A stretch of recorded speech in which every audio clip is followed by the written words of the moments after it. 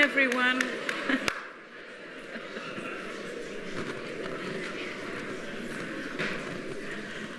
Good evening, everyone, and welcome to the Legacy Society's important lecture by Dean Penelope Andrews. I'm Diana Yach, and I'm chair of the UCT Alumni Advisory Board. I'm also a member of council and an adjunct professor in the law faculty. So I'm particularly interested in hearing what Penny has to say today on such an important topic. Please could you turn off your cell phones, unless you've got a fantastic ring that will encourage us to dance or do something. I wanted to just relate to you that when I was here last, we had the Convocation AGM. And I'm just delighted to see that everybody is back. But on this occasion, I think we're all going to be very engaged and interested in listening to each other, and particularly Penny, on the important topic of transformation and decolonization in law. A little plug for the Legacy Society, and I think this has been distributed to everyone as you walked in, but I wanted to read the words of Nelson Mandela, that what counts in life is not the mere fact that we have lived, it is what difference we have made to the lives of others that will determine the significance of the life we lead. And I think that continues to inspire the work of the Legacy Committee, and also is what underpins the Distinguishing UCT campaign, which is very much about growing talent, realizing excellence, and advancing transformation. So it gives me very great pleasure. First of all, thank you for coming out on such a beautiful evening. We actually thought that most people would be picnicking in the park, but thank you for joining us. As we all know, the topic of transformation and decolonization has been hotly debated over many months at UCT and other universities. Honest, authentic debate about this issue has unified some and alienated others. It's helped us to gain friends and make enemies. Indeed, some personal relationships and professional relationships have probably come to an end over debates and disagreements about decolonization and transformation.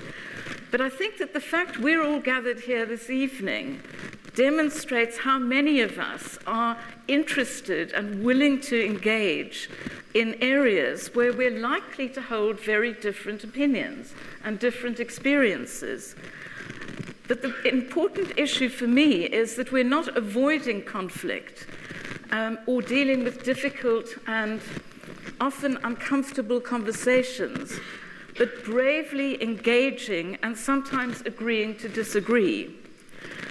I'm delighted that Dean Penny Andrews has joined us this evening to discuss this important topic.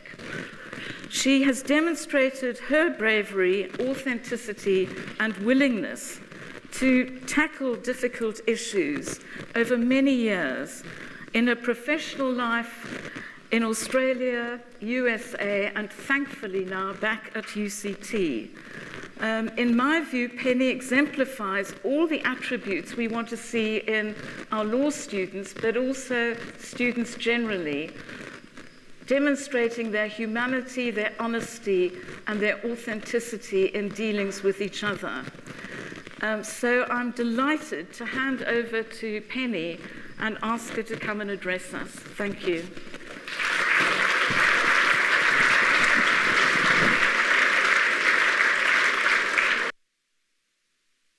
Will you turn the PowerPoint? Go to the next one? Okay. Okay, good. Thank you. Good. Yes, thanks.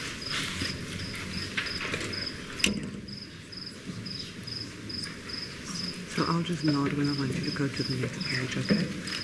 All right. Thank you. That's it. I'll just go on there. And, okay, so just back. Okay. Good evening, everybody. I'm so glad that you want to spend Saturday evening or part of your Saturday evening with me to talk about this really very important subject. This is a subject that we've been grappling with at UCT in the last 2 years. I became the dean at UCT Law a year ago. So I've been immersed in much of the discussion around transformation and decolonization. What I'm going to do in the lecture is basically just touch on a few pointers, because this is such a large subject matter and there's so many areas that we could cover that I've decided just to focus on UCT law and some of the issues, the way we've addressed these issues, and then maybe towards the end raise some questions and think about what a transformed law faculty will look like and what the obstacles are really to transformation and decolonization. I'm not going to be able to move much because I have these two things that I need to keep close to, so I'll just stand here. So let me just tell you what I'm going to do, what the roadmap is for tonight's lecture, just in case I cannot get to all the topics and all the issues. So the first is that I'm going to just look briefly at where we've come to in higher education, 20 years after the formal end of apartheid, or 21 years after the formal end of apartheid. And then I'd like to look at definitions, because we talk about transformation and decolonization, but I think it means different things for different people. And we also talk about transformation and decolonization as if we just started talking about it yesterday, when in actual fact, the subject has been part of political discourse since the end of decolonization, and I would argue probably since the end of slavery. If you look at indigenous communities in Australia, for example, in New Zealand and so on, these questions loomed large for maybe over a century. The third thing I want to look at is what are the drivers of change? In addition to this issue of transformation and decolonization, what are the drivers of change in higher education, and particularly law faculties? And then, as I said, I'd look at the obstacles to transformation, and then what a transformed law faculty would look like. Now, the London Review of Books did a summary, a review essay about a week ago on Frantz Fanon. They looked at his life and his struggle and his commitment to the Algerian struggle for liberation. It was an interesting summary, and a few of us met yesterday to talk about it, because Frantz Fanon has recently been certainly been adopted by this new generation of students. So this issue of decolonization and transformation has been with us since, as I said, since decolonization properly. We also look at transformation when we look at the early Back to Africa and negritude movements, Marcus Garvey, Du Bois, and so on. And you see this issue of decolonization is something that occupies the minds of these activists. The timing of the protests, for some it's obvious, but when I came here, and certainly in 2015, before I joined UCT, and I was still living in New York, I wondered the timing. Why 20 years after the constitutional transition and so on? And it sort of made me think about another period in the United States when there were students who occupied campuses. The student movement was quite violent. And I'm thinking here of the 60s and 70s with the Black Power movement, the Black Panthers, the occupation of Cornell, Berkeley, Columbia, and so on. And these movements happened more or less the same time, 20, 30 years after Brown versus Board of Education and the passage of the Civil Rights Act. So I think that the 2 decades, if nothing else, is a reflection of the disappointment and the gaps of the promises of, in the United States, the Civil Rights Movement, and in South Africa, what the Constitution can do and should do. And I don't want to talk about, when I talk about transformation and decolonization, there's certain assumptions that I make. One assumption is that in 21 years, South Africa has experienced a tremendous amount of change and transformation. The problem is that there hasn't been enough. So we're sort of still on the journey to democracy, social justice, and so on. But the idea that things froze 21 years ago is just not correct. And certainly for me, I left South Africa in the mid-1980s, and even though I came back all the time because of my professional commitment and my family here, I have observed every time I come back certain changes. Some of the changes are very good, and some of the changes are not so good, but there's been changes. All right, so just look at, and PowerPoint as well. I know for some people PowerPoint is a distraction and an irritation. I've tried to just use the PowerPoint where I'm using quotations and maybe just a bit of visual effect. So so the PowerPoint is see it as just background, okay? So I apologize to those people who find PowerPoints distracting. So 2015, the first roads must fall. And then 2016, we see decolonize this institution, and then fees must fall. So these are sort of if we look at it chronologically in the last 2 years, the issues largely were around, firstly, the getting rid of the statue of Cecil John Rhodes, so very much a cultural, symbolic moment. Then the question of fees, of course, not just reduced fees. We now find ourselves in a place where there's a question about no fees at all, outsourcing and so on, and then decolonizing. So let's just take a quick look at definitions. So what do we mean by transformation? I looked through quite a few dictionary definitions. I'm writing a chapter actually about this issue for a volume that's coming out of Sydney, Australia, and it's a comparative look at constitutions and social justice, and I'm focusing on the right to education and particularly higher education. So this definition to me seems to encapsulate transformation, a complete change in the appearance or character of something or someone. And then decolonization. Decolonization, a lot of the meanings linked to indigenous movements, indigenous rights to land, sovereignty, indigenous culture, ways of being, consciousness, and so on. And then Frantz Fanon, in his book, Wretched of the Earth, speaks about the creation of a new man. So the idea is decolonizing, stripping somebody from all the colonial sentiments and colonial attitudes. When I talk about transformation and decolonization, I'm going to be using the terms interchangeably. From my perspective, decolonization is part of transformation. It doesn't stand on its own. So transformation for me is about changing an institution, holding on to what's valuable and important, but fundamentally changing much of the institution. And I'll talk a little bit about transformation in the UCT context. So where do we come from? In 1994, we know under the old apartheid system, there were 26 universities. 9 were deemed white, and in those days, anybody who was not white required a permit to attend the University of Rhodes, Wits, UCT, Natal, Stellenbosch, and so on. So half English-speaking, half Afrikaans-speaking.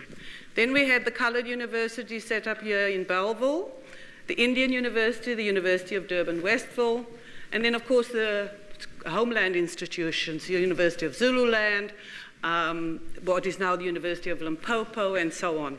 So this was the apartheid architecture. This is what we inherited 21 years ago, maybe roughly 24 years ago. A deeply segregated university system where resources were allocated grossly disproportionately, where the people who taught at the institutions were definitely differently skilled, where you saw a hierarchy of professional skills, professional education, and so on. And to a large extent, I don't think I'm exaggerating when I say that the old Bantustan universities, the homeland universities, were largely places where retired Afrikaner bureaucrats went to teach. And the idea was not to train a generation or generations of African or black graduates. So that's what we inherited. And so when we think about changes and so on, we're not just talking about transformation at the University of Cape Town. How has Zululand transformed? How has Fort Hare transformed? Has there been an appropriate sort of linking of resources and so on? These are very, very large questions. And then, where are we still in South Africa today? So I sort of was looking at, we've now in a situation in which affluence largely has become, to a limited degree, more multiracial than poverty. Poverty in South Africa still largely has a black face. And so within our society, we have these gross disparities and differences of experiences and so on. And this also bleeds over into the education system, and as we've observed, particularly into universities, and particularly a fine institution like the University of Cape Town.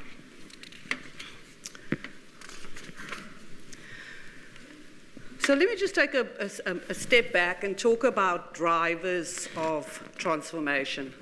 What are the things that's pushing universities in South Africa and elsewhere to change? Because it's not just the protests. There's been a tsunami of change, for example, in the United States in the legal profession. And that change has forced law schools and universities to think about a range of things. So I've listed the drivers of change in no particular order, but let me just say technology and globalization has had an impact on the legal profession globally. I spoke to a partner at a law firm the other day, and to some extent, South African, particularly the large firms, have not yet been exposed in the same way to the American law firms or the British law firms, where you have technology really, really impacting the business model. So for example, in the States now with LegalZoom.com, Rocket Lawyer, and so on, the business model has been affected. So technology and globalization in the market for legal services has also changed. Why would you go to a lawyer and pay $500 an hour when you can click onto LegalZoom and get a form, a will or any kind of form, and maybe have very, very minimal contact with a lawyer? But I'm really not interested so much in those. We can just take it as a given that these changes have really impacted higher education and particularly law faculties.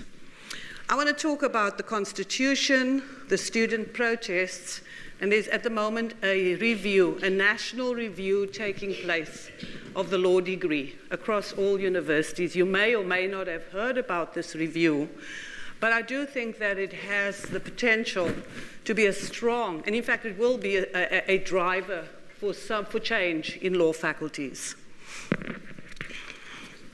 So the Constitution, we know what the Constitution, it's wonderful. The Constitution promises many things.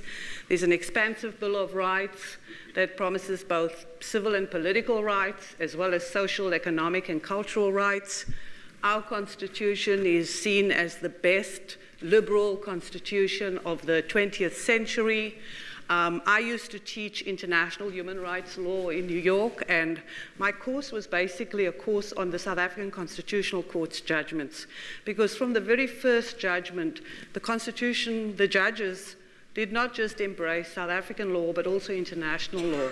So the Constitutional Court is one of the most cited, if you don't know that, one of the most cited courts in the world, particularly in the liberal democracies of the North. And as you know, Nelson Mandela was the world's president, all the wonderful things. So our Constitution, and that's the preamble to the Constitution.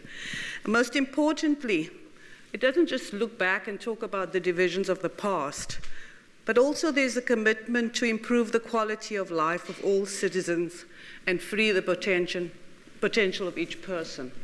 So that's where you see the possibilities and the idea that education can make a difference. And Nelson Mandela constantly spoke about education and the capacity of education to change people's lives. And then we have the equality clause, which is also comprehensive, a huge number of grounds, protecting discrimination, again, very expansive, very different from, for example, the American Constitution, or even the Canadian Charter of Rights and Freedoms. This is a broad set of protections for almost everybody. And then when you throw in dignity and so on, you can really see that everybody is protected. I'm not going to spend a lot of time going, looking at the Constitution. Maybe we would have some time during question and answer, but you all know that our Constitution is really a document that we can be proud of and delighted with. I like this picture, children sort of joyful around a day when they are told about the Constitution and Bill of Rights. So what does the Constitution say about education and the right to education? It says a lot about social and economic rights, right of access to housing, right of access to health, etc.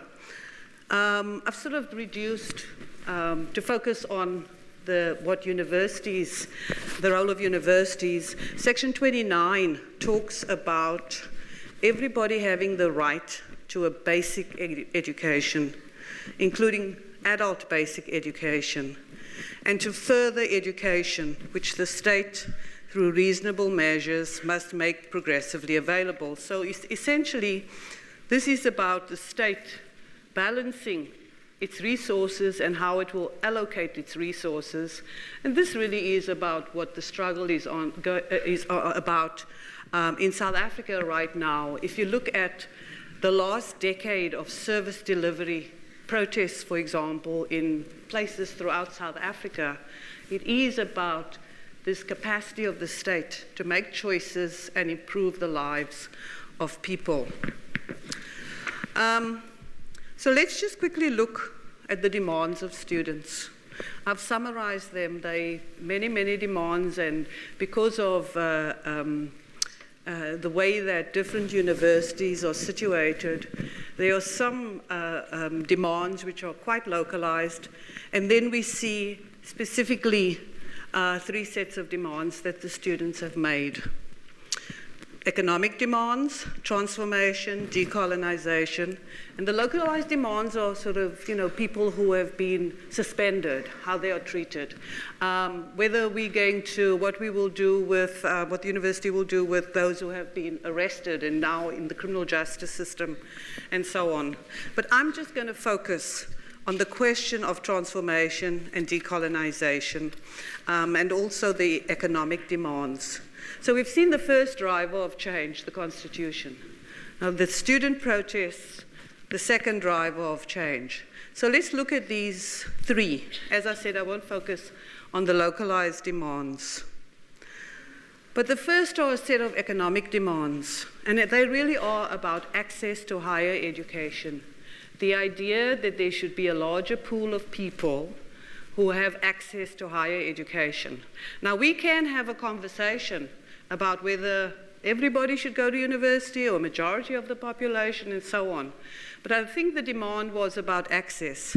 And because historically university wasn't available to a large part of the population, and particularly a university like the University of Cape Town, I think this demand is quite poignant.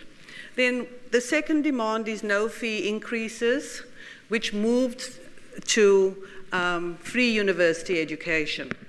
And at places like the University of Cape Town, there was the call for the elimination of outsourcing. About 6 months ago, all workers at UCT were insourced with all kinds of, economic consequences, but that is certainly economic consequences for those who were insourced, a good one for them, and for the university, clearly, I think there were questions around resources and so on, but again, that's a larger conversation. So the economic demands of the students were very clear. I think where insourcing has happened, last year there was not a fee increase, this year there has been. But what has happened is that students who whose parents earn below 600,000, for the most part, are getting quite a bit of financial aid, or else their tuition has been waived. Free education is free higher education is very controversial. I myself don't believe that there should be free education for all. People who can pay should pay. There should be free education for poor students, for the so-called missing middle. There should be financial assistance and so on, but there should be a way for people who are able to enter the middle class and who start earning a decent salary to be able to pay back. So those are loans, but that's a very, very large conversation. But that's where we're at right now, free education. So the economic demands are, to a large extent, the economic demands really can only be met through a partnership with government, the private sector, maybe the non-governmental sector, and universities. So I want to talk a little bit about this notion of transformation and decolonization. What is the essence of this? What is the core? Why are the students so mad at the universities, and what would they like to see? So again, I've extracted them and just given sort of the major points. So the first is the racial demographics of academic staff. UCT and many of the historically white universities, except maybe University of KwaZulu-Natal, which used to be University of Natal, to a lesser extent WITS. But most formerly white universities, the student population has largely changed, and at UCT, the majority of students now are black. But the majority of academic staff at UCT, in the law faculty as well, is still white. So there's the sort of almost the exact number, the percentage of students, it's sort of the flip side. So I would say that something like 2/3 of students are black, and then 2/3 of academic staff is white. So those are the racial statistics. And so the students have called for more demographic representation to reflect South African demographics. The second is a more interesting issue, and this is about the hierarchies in the classroom. And this is a movement that's been around for quite a few decades, not just in South Africa, but elsewhere as well. And this is this idea about how you teach and how students learn. So there's the saying that teachers now, university teachers, this was what I was certainly familiar with in my years of teaching there. Teachers should move from being sages on stages to guides on the side. And the idea is it's got to be more democratic, it's got to be more engaged, we have to take account of students' different learning styles, etc., etc. I think it's largely a reflection of the generation of people who tweet, for whom social media is very, very important, maybe whose attention span is different from previous generations, and so on. So hierarchy, but this idea that you don't have the ultimate authority, that students can learn from each other, etc. I myself believe that an engaged classroom, where the students actually engage and learn from each other, as well as learn from the expert, is a very healthy learning environment. But that was not South African legal education. I went to the University of Natal in Durban in the late 70s, early 80s. And even though it was a wonderful place and so on, it was very, very hierarchical, where rote learning was rewarded and so on. And though things have changed quite a bit, they haven't changed in the way that I think is healthy for this generation of students, and the way we could make the classroom a little bit more engaged and interesting. But that's another conversation, because there's some people who are doing that, and in different faculties there have been different changes. I'm focusing only on the law faculty. And then the third issue that the students have spoken about is the question of curricular reform. What are we teaching? How are we teaching? Why do we prioritize this set of laws over that? So, for example, it has changed now at UCT, but the idea was, why teach Roman law and not African customary law? we're an African country and so on. So a range of issues around curricular reform and then also teaching methods. What kind of methodologies are we using to really empower students? So if we stand in front of a room and just stand and lecture and the students furiously take down notes and then for an exam they just regurgitate what they've been given, that's a very passive kind of learning. Now that doesn't happen. That has changed somewhat, but there's still parts of the old passive learning styles, the rote learning that's so much part of legal education.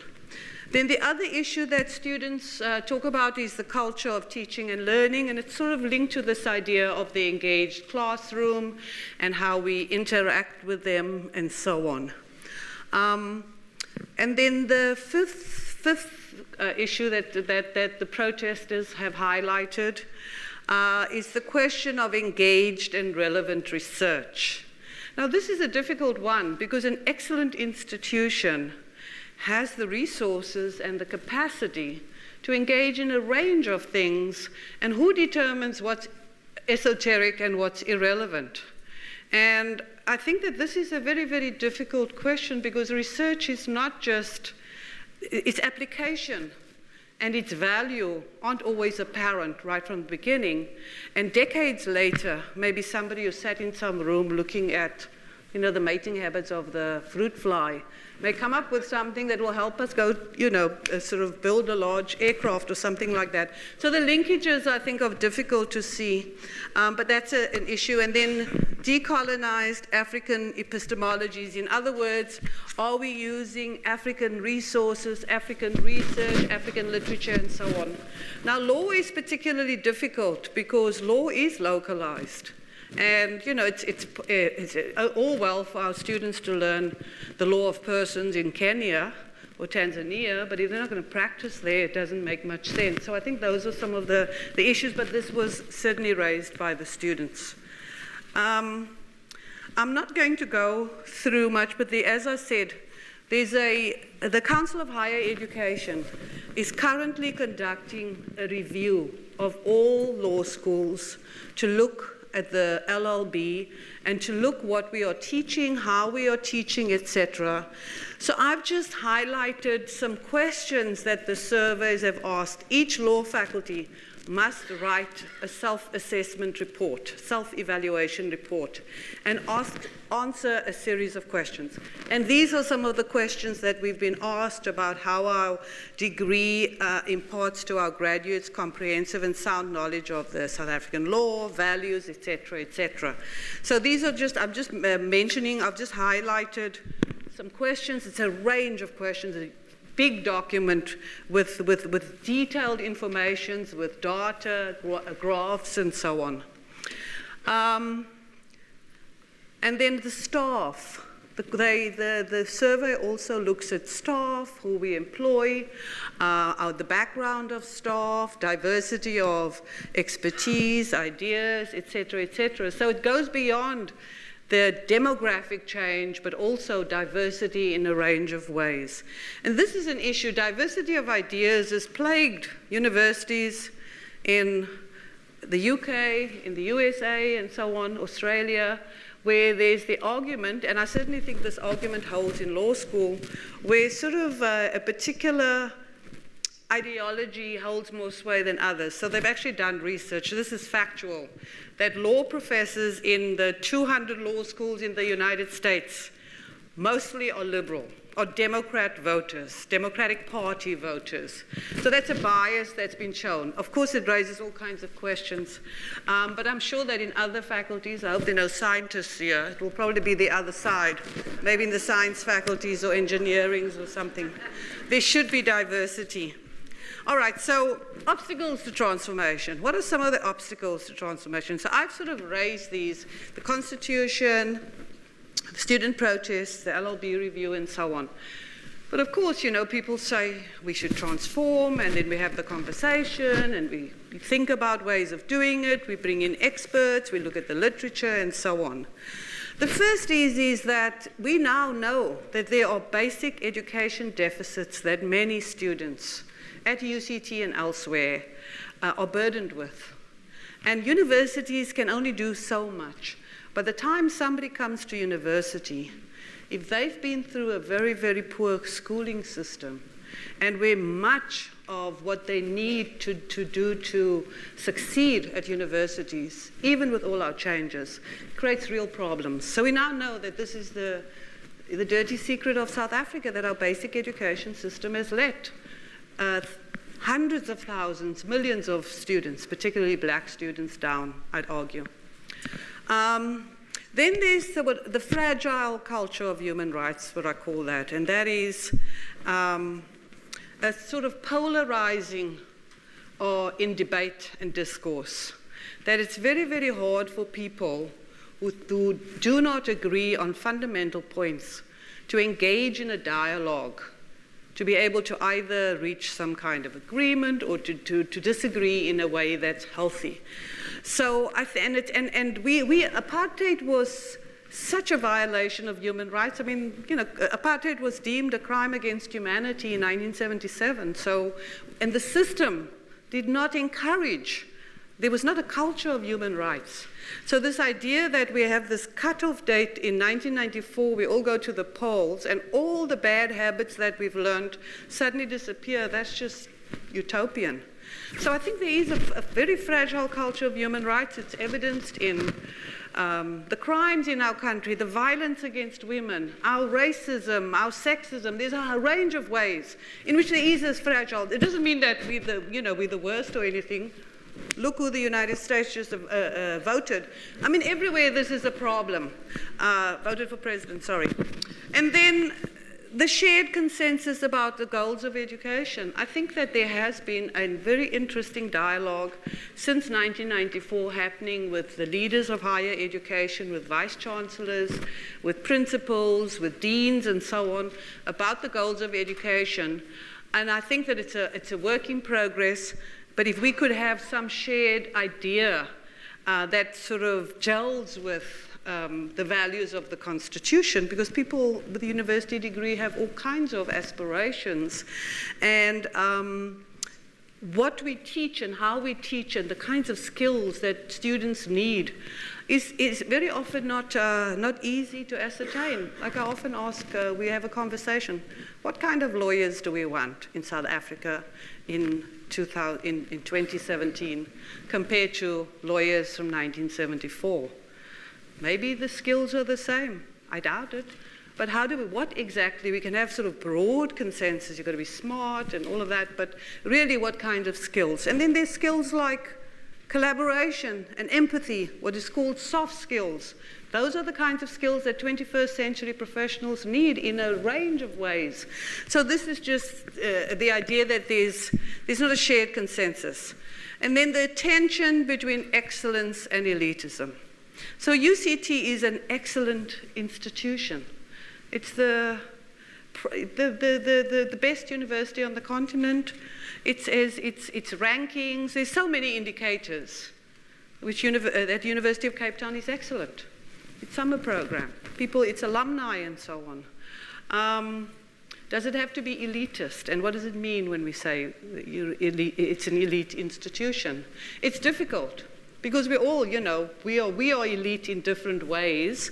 But can we be excellent and without being elitist? Because the elitism goes to exclusion. And one of the things that I know from the UCT law faculty, when I came in last year, the students were surveyed. And most of the law students were very, very pleased with their education. And they got great jobs and so on.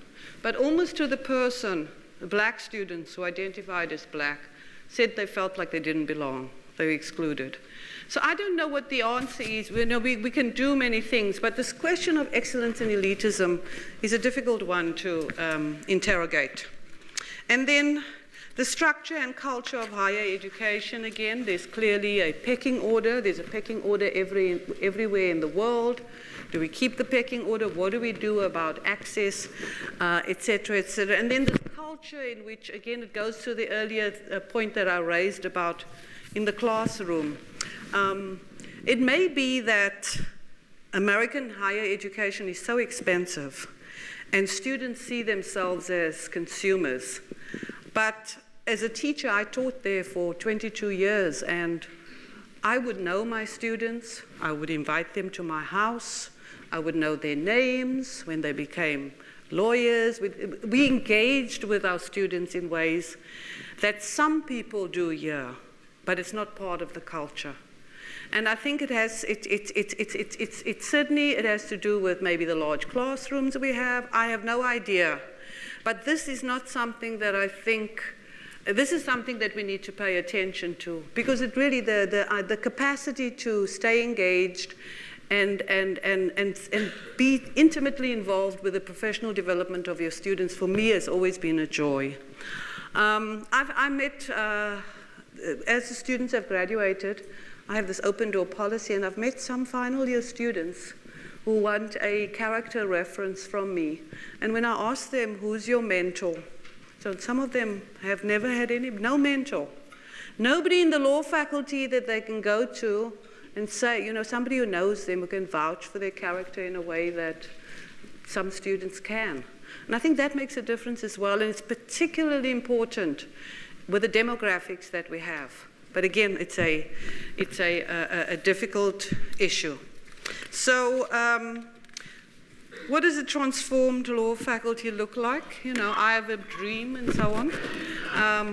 The commitment to excellence, equity, and diversity, engaged research and scholarship, excellent and innovative teaching pedagogy. I'm such a big believer in this idea of mentoring and advising, because my own life, my mother had spent 6 months in high school. None of my sisters, my brother graduated from high school. And the mentoring that I received allowed me to have the kind of life that I could not imagine. So I'm a very, very fervent, I'm a fundamentalist about mentoring and advising. And then individualized and tailored career pathways. Many people leave the law after a few years, particularly women, but the statistics, certainly from my experience in the States, and I think it's the same here, that people go into law and they don't have a clear idea of what it is they would like to do, and yet lawyers can do so many different great things, that it would be helpful for them to think creatively about their career pathways and know that there's just not one way of doing law, being a lawyer, etc. And particularly the young people come to university and they're enthusiastic and they want to change the world and they're advocates and so on. And then after a year, something happens and they have to make sure that they get the exams and go for the interviews, etc. I think it would be helpful, it would be great to harness the passion of students when they come, if they want whatever it is they want to do. And I'm not making a judgment here about any area of the law, but I do know that there are lots of exciting career pathways for lawyers. And then I'm going to end here with a set of twins who graduated this year. So that's me at their graduation lunch. Thank you.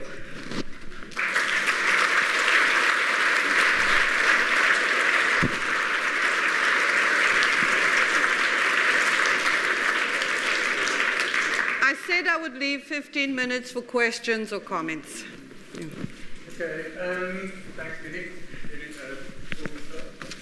Guys, I'm really involved from the development department, so I'm just going to handle a few Q&As here for Penny. We're not going to allow a lot, otherwise we will.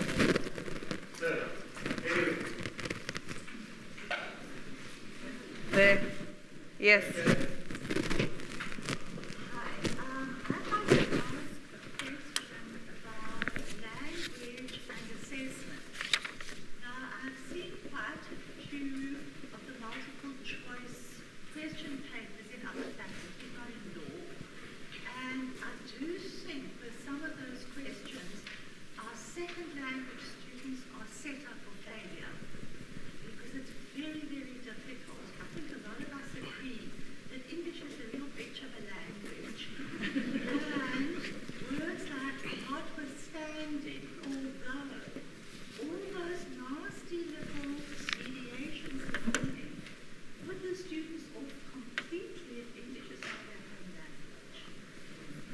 I'm going to take 3 questions. Okay. Yeah. Is free education actually possible if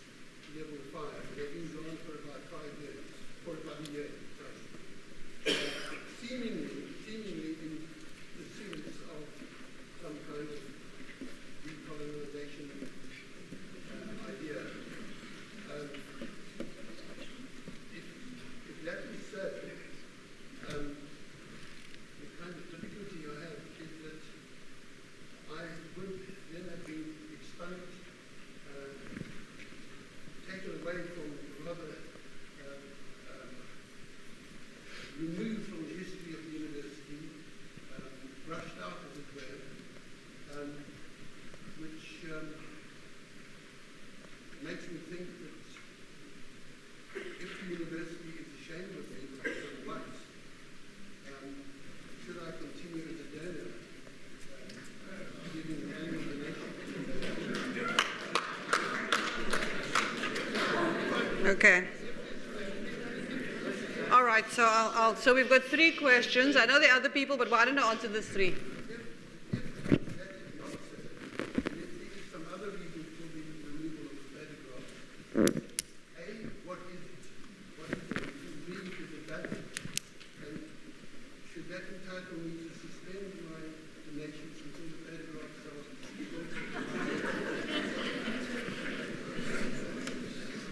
Okay, so I'll get 3 questions and we'll take another 3. Okay, so I'll start with the question, the language and assessment, and how anybody who doesn't speak English as a first language is severely disadvantaged. And there's a lot of research been done around that. I totally agree with you, and particularly multiple choice questions. Multiple choice questions test a particular kind of intelligence, never mind language issues. And so I think that is something that we are paying attention to.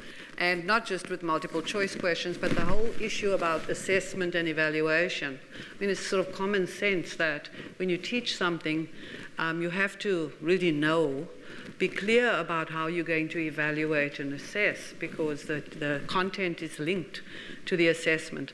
There's a lot of work going into that, but I do agree with you that, the question about somebody who's for whom English is not a first language struggles tremendously, and that is part of the work we're doing around transformation here in the faculty. Your question about whether free education is possible right now, from my limited knowledge on the economic matter, I'm not burdened by too much knowledge on economics in this question, that I think that we can't afford to. I think that there are other more pressing issues, basic education, healthcare, children, a range. I think that free education should be available to those who can't afford to, but if we offered free university education for everybody, I think there would be severe consequences. Maybe the government does have the money, but that's fine, but then it ought to prioritize them. And I don't think that this is a first priority for those who can afford. I'm not saying it's not a first priority for people generally. So I don't have the answer. Maybe the economists here know the answer. But my own sense is that there are so many other priorities before university education that I think it's probably not possible. Then the photos of the final year class. Yes, that predates me, but I actually did, and I'm not trying to be a coward here. I have raised this because I came into the law faculty and there was no art. So it's hard to come into a building without photos and art. And there's a university committee that was set up to look at this. Because this was an issue that students had raised. And then also I think some paintings were removed last year because there was an issue with paintings were removed from the residences and burnt. Now I have thought about this question about earlier classes. To me there's a basic fact that if you look at the classes from 1900 to 1990, at any of the historically white universities, the people in the photos are going to be white, with maybe a few black people. What you do with that, my personal feeling is you put it up there and you have, explanations. I have this idea that what I like to do is put the oldest class and the newest class together and have some way of sort of having as a dialogue spread across the wall on the 5th floor. Now, I don't have the authority as the dean to determine that because those above me on the food chain already have said that there's a committee and we need to do that. And I think the committee is seriously addressing this. Now, with request to why you should continue to give, because firstly, I don't think they're ashamed of you. So the characterization I would not agree with. And I do think that withdrawing resources from UCT at this point, I think is counterproductive. We need more support now. Certainly we haven't always done things in a way that's perfect or that's right and that you may disagree with. But I think that the university is max and the university executive is really trying to come to terms with this kind of tumult that's here now, but we've had tumultuous experiences. When I was a student in Durban, we protested all the time and so on. So I hear what you say, I hear your frustration, but it's not the same. But you know, sometimes those that we love, we have teenage children particularly, they behave appallingly, but we still need to support them. Now, I'm not saying this is the same. I'm just asking you, when you think about it, think about this institution that's really struggling with very, very difficult and challenging questions. And in fact, he's being forced to struggle with these questions because I think that government hasn't picked up the mantle. So, yes, all I can say is we're certainly not ashamed of you, very proud of you. When I heard judge, I thought, oh dear, I hope I didn't say anything that was, you know, because all us lawyers are scared of judges.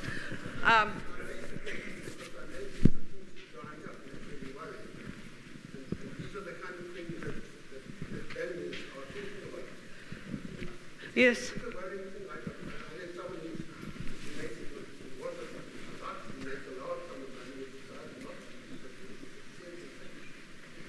I understand, but again, as I said, when you think about what's at stake for people and why some people may act the way they do. So I don't want to make it general. It's true, we don't have the time to go into the student protests and what happened this day and the violence here and so on and the silencing and all of that.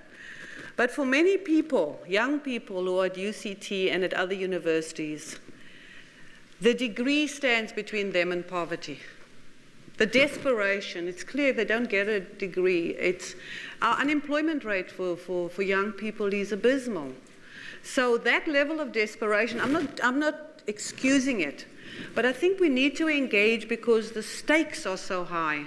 And I do think that South Africa has come from where it has been to now. To some extent, we're a model for the world. We always think we're the worst. We always think this country, what it has achieved. Everybody, remember when everybody said there was going to be a bloodbath in 1990 and, you know, all whites are going to be killed and driven into the sea, all of that. South Africa is a leader in so many different ways, and we have these fine institutions. But for us, the trick is to really ensure that we produce graduates who will go out and do the necessary work. And look at we know some graduates, there's some people I know, certainly in the States, who are sort of titans of Wall Street, who are members of the Black Panthers, who are, you know, people eventually grow up. And there's less of them than than students who are serious about their studies. So this is my inartful way of saying, don't give up on UCT. We really are trying very hard, even if we don't do it, or we always don't do it right. Yeah. Right at the back there, that gentleman, that gentleman over there, and then just a practical point of semantics. Lawyers inclined to use words in a very precise meaning. If you play around on Facebook, you will find that there's 3 or 4 meanings of decolonization, and they mean totally different things to the people who are concerned. To some it means to go to away with cricket, rugby, or anything else, and to others it means everybody with white skin must be kicked out, and so on and so on. And I think the problem in these debates is we put a precise meaning on something that is not all that precise. Yes. Other questions? Take 2 more. Yes. It seems to me that this project of transformation could be a really exciting, wonderful project. Not something that you can be flippant about, but a really profound change that seems possible here at an institution like this, that would make our university profoundly relevant to the South African situation and free of all the rubbish baggage of the colonial past. And I think that that's a great, exciting thing to be involved with. I don't think you've stressed that enough in your transformed law thing. And I also feel that you didn't even mention Africa, although you obviously suggested it earlier in your talk, but you didn't mention Africa in your transformed law story. How does the law faculty here be deeply grounded in South Africa so that students who come here who want to do law feel that you're talking around a language that comes from their life experience and not a life experience that comes from Europe? Okay, yes, thank you. One more. Thank you, Professor. That's what we thank you for the talk.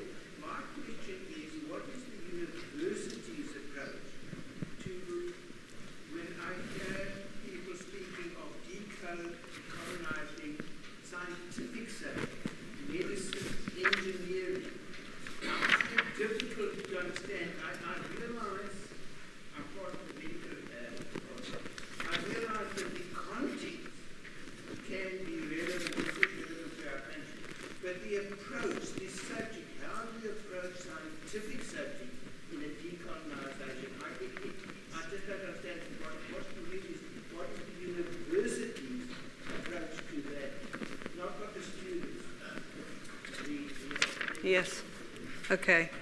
All right. So let me first start with the first question, one about the precise nature of the word decolonization. As I said when I started, that I've essentially taken one or two definitions, but the notion of transformation and decolonization in many ways means different things to different people, as you point out.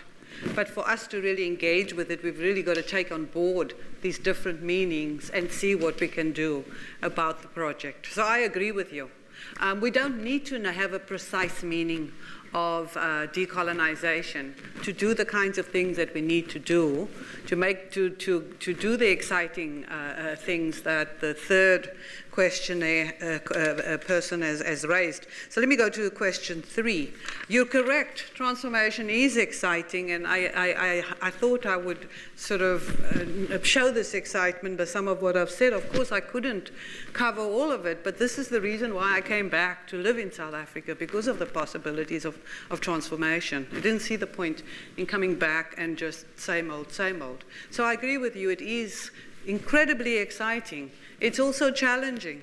I don't think that you can just throw out everything, you know. And for example, we have one of the protesters that I've got to know, who was part of Shackville, as it was called, has gone to go and sing opera in Vienna. It's a serious opera singer. So I think you can't, there's certain things, our colonial past means that there's been a mesh, so you cannot just throw out everything European and adopt it. I don't know if you meant that, but I didn't mean to suggest that this is a burden. I think it's very, very exciting.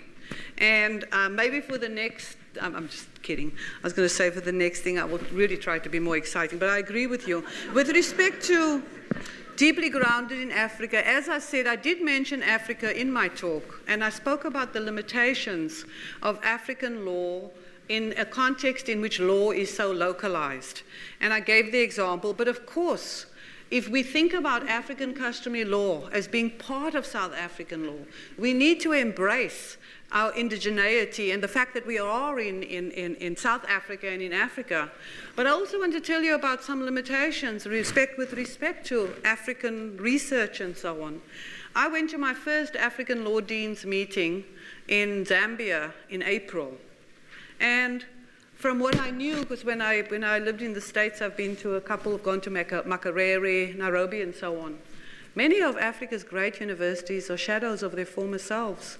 They're not doing the kind of research that we are doing at UCT because of resources, because something like 90% of African intellectuals don't even live on the continent. A lot of the work is being done in the global north. So I hear what you say and so on, but we have to be engaged with it in an authentic and credible way with integrity, but recognize as well that what we've inherited and what we're trying to do, there's a lot that we can embrace, but of course there's a lot we can jettison.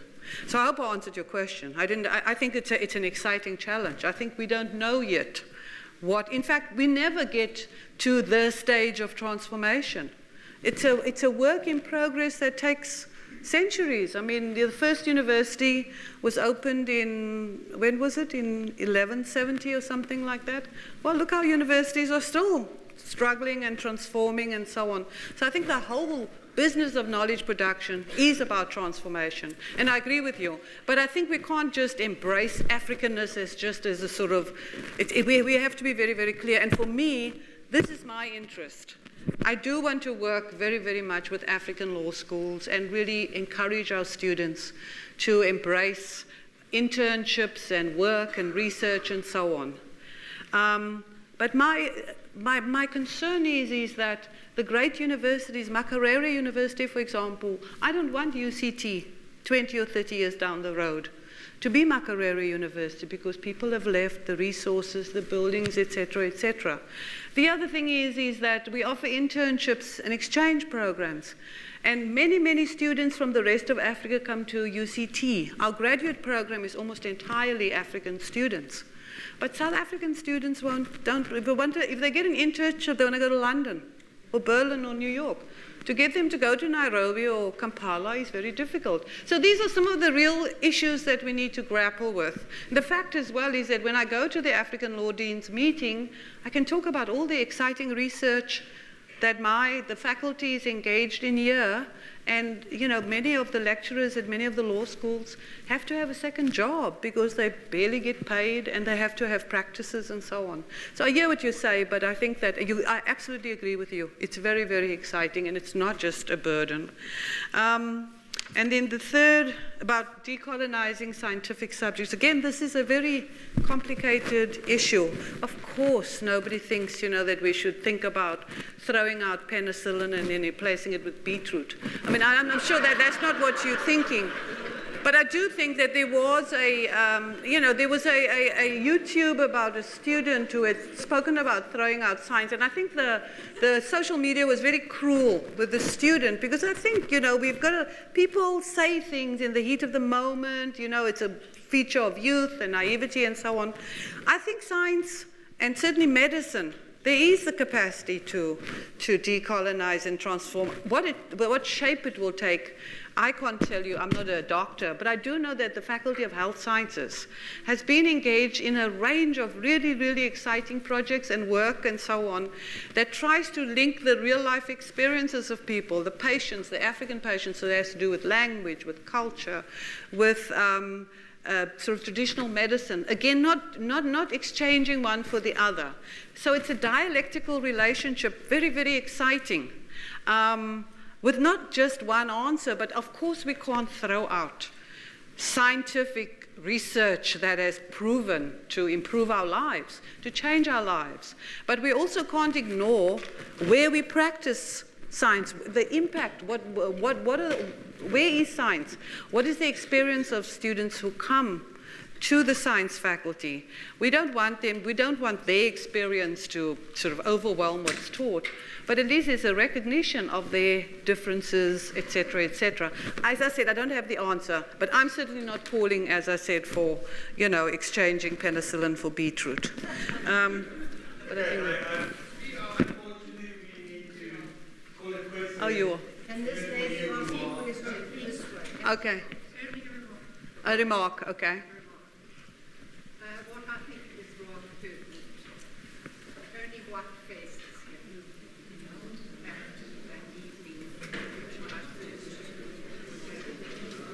I think if I may answer there, that's a general. Okay. When I first studied in 1957, those who couldn't afford those who couldn't afford got bursaries or loans and repaid them. Why could people not get bursaries or take loans? I think that's a what do you call it, debate completely, and I think it will be unfair to just put it on law because that's a university-wide situation. And maybe what we should do is have one of our alumni leadership sessions, maybe on that, so people understand what happens with fees, where the fees come from, what our fee sources are.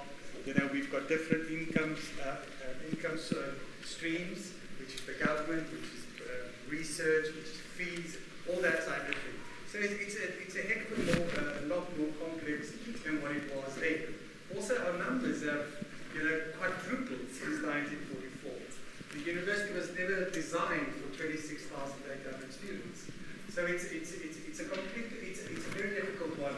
And I think maybe on another occasion it's something that we can dedicate to a speaker from that department.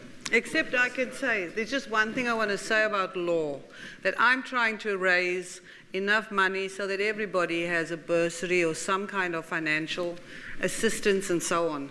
So when you do think of giving, think about the law faculty. Because we really sort of, okay? Thank you.